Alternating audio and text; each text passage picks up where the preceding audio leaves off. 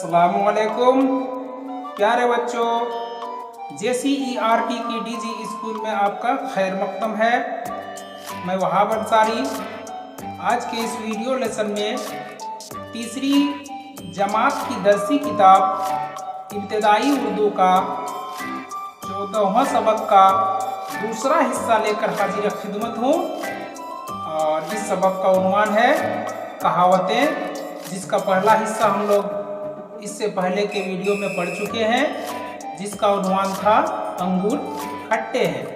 और आज के इस वीडियो में हम लोग पढ़ने जा रहे हैं बंदर बांट। तो आइए शुरू करते हैं। बंदर बांट यानी किसी झगड़े में इंसाफ करने के बहाने अपना काम बनाना। एक दिन दो भूखी बिल्लियां किसी घर के बावर्ची खाने में दाखिल हुई। खाने की तमाम चीजें अंदर बंद थीं।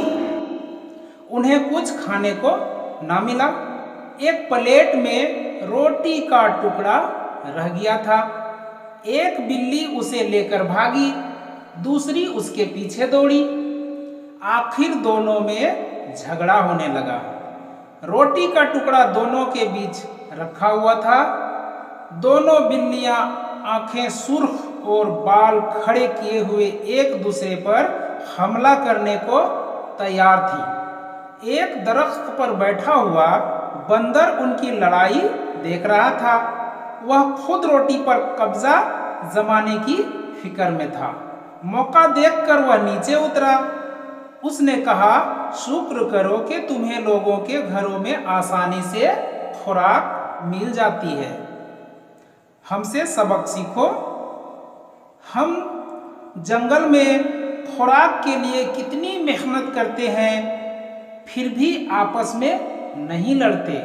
अगर तुम दोनों लड़ती रही तो कुत्ता आकर रोटी खा जाएगा और तुम दोनों को जख्मी भी कर सकता है। बिल्लियों ने कुछ देर तक सोचा और बंदर से कहा कि भैया तुम ही इंसाफ कर दो। बंदर ने रोटी के दो टुकड़े किए। तराजू उठाकर उसके दोनों पलड़ों में एक एक टुकड़ा रखा। दोनों का वजन बराबर न था। उसने बड़े टुकड़े को दांत से कुतर कर खा लिया। दोबारा वजन किया तो अब दूसरा टुकड़ा भारी हो गया। उसको भी उसने दांत से काटकर थोड़ा सा खा लिया। यही काम उसने कई बार किया और बिल्लियां उसकी तरफ तकती रहीं कि इंसाफ कब होगा।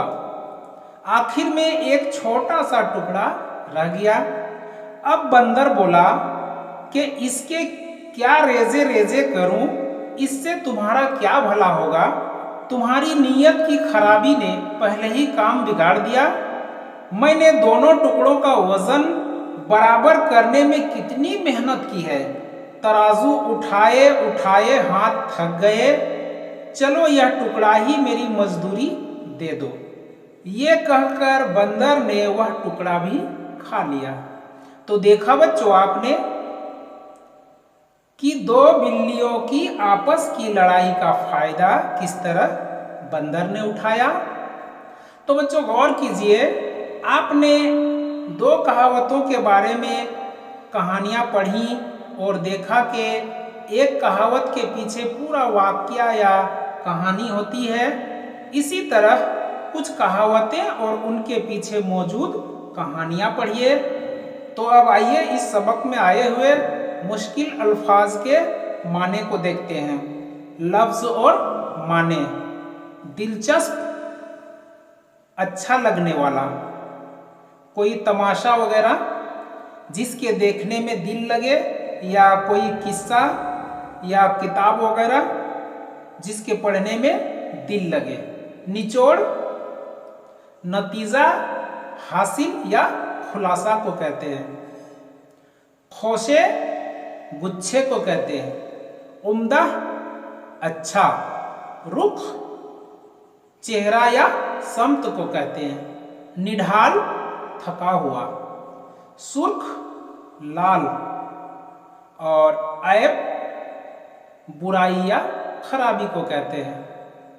तो बच्चों आज के इस सबक में इतना ही। और अगले वीडियो में हम लोग इस सबक के तमाम सवालों को हल करना सीखेंगे।